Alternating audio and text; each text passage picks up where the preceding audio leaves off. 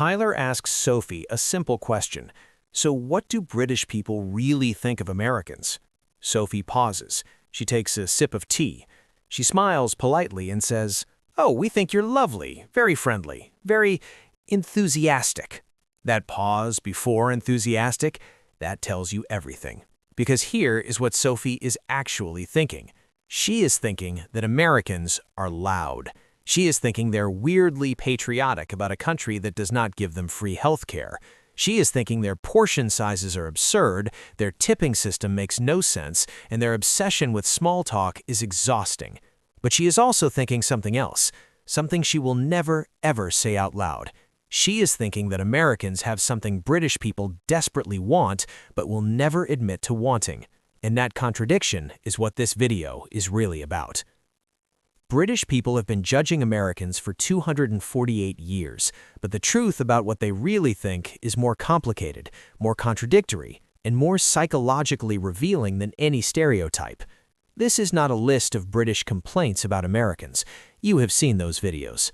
This goes deeper. We are going to peel back 3 layers of British opinion, from the surface judgments everyone knows, to the secret admiration nobody talks about, to the deep cultural psychology that explains why British people can never be fully honest about how they feel about America. Let us start with what British people will actually say to your face, or at least to the internet. Ask any British person what they think of Americans, and you will hear some version of the same list. Americans are loud. Americans are overly friendly with strangers. Americans are obsessed with patriotism in a way that makes British people physically uncomfortable. Americans put cheese on things that should never have cheese on them, and Americans cannot understand sarcasm. These are not secrets. British people will tell you all of this happily, usually while making it sound like a compliment. But here is where it gets interesting. These opinions are not just casual observations, they're shifting, and the data proves it. A 2025 survey by Ipsos found that only 30% of British people now believe there is a special relationship between the US and UK. That is a 17-point drop in a single year. Even more striking, 41% of British people now say that America uses its influence in the world for bad. In 2024, that number was only 16%. That's a 25-point swing in 12 months. The British Foreign Policy Group's 2025 survey found that more British people now distrust the United States than trust it. 41% distrust, 38% trust. But here is what makes this complicated. When you ask British people about actual Americans, not America as a country, but the individual people, the answers change completely. The same British people who criticize American politics, American healthcare, and American foreign policy will tell you that the Americans they have actually met are warm, generous, and surprisingly easy to talk to. This is the first contradiction. British people separate Americans from America. They can dislike the system while genuinely liking the people. And they do this more than almost any other country in the world because the cultural proximity makes it personal. Americans are not foreign enough to be exotic and not similar enough to be understood. Sophie does not think Tyler is a bad person. She thinks he's a product of a system she finds baffling, and that distinction matters. Now here is where British people start to get uncomfortable, because underneath all the jokes about portion sizes and flag waving, there are things British people quietly admire about Americans, things they watch from across the Atlantic with a mixture of fascination and envy. And they will almost never say these things out loud. The first is confidence. Americans walk into rooms and introduce themselves. They talk about their achievements without apologizing. They pitch ideas with conviction. British people find this shocking, but they also find it magnetic. There is a reason British companies hire American executives, and American motivational culture dominates British self-help sections. British people consume American confidence like a guilty pleasure. The second is optimism. The belief that things can get better, that problems have solutions, that tomorrow will be an improvement on today. British culture defaults to pessimism. Mustn't grumble and could be worse are national slogans. American optimism feels naive to British people, but it also feels energizing, and many British people privately wish their own culture allowed more of it. The third is emotional openness.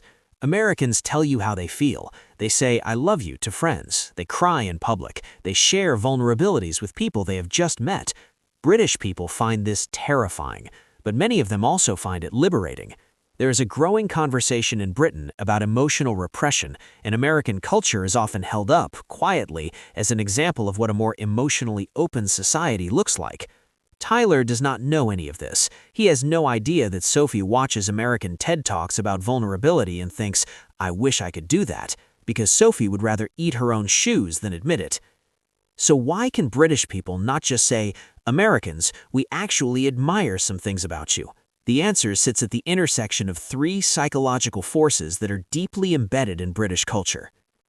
The first is social comparison theory, developed by psychologist Leon Festinger in 1954. Festinger found that humans naturally evaluate themselves by comparing to others, and when the comparison is unfavorable, we have two options: improve ourselves or devalue the person we are comparing to. British people are in a unique position with Americans. They share a language, a legal tradition, a cultural lineage, but America became the global superpower, while Britain stepped back from empire.